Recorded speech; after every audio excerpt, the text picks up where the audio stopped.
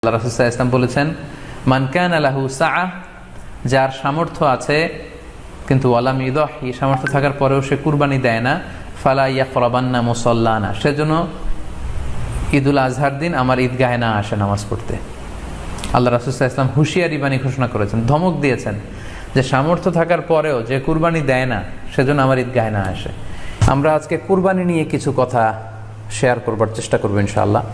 কুরবানির প্রসঙ্গটা আসলেই আমাদের স্মৃতির মানসপটে আমাদের ইব্রাহিম আলাইহিস সালাম এবং ইসমাঈল আলাইহিস সালামের যে কুরবানি, ওনাদের যে আত্মত্যাগ, এই দৃশ্যপটটি কিন্তু আমাদের চোখের সামনে ভেসে ওঠে। আমরা জানি যে ইব্রাহিম আলাইহিস সালাম আল্লাহ তাআলা সন্তুষ্টির জন্য স্বীয় পুত্র ইসমাঈল আলাইহিস সালামকে কুরবানি করতে চেয়েছিলেন, এবং সেই প্রসঙ্গ থেকেই কিন্তু আমরা প্রতি বছর জিলহজের 10 তারিখে কুরবানি করে থাকি।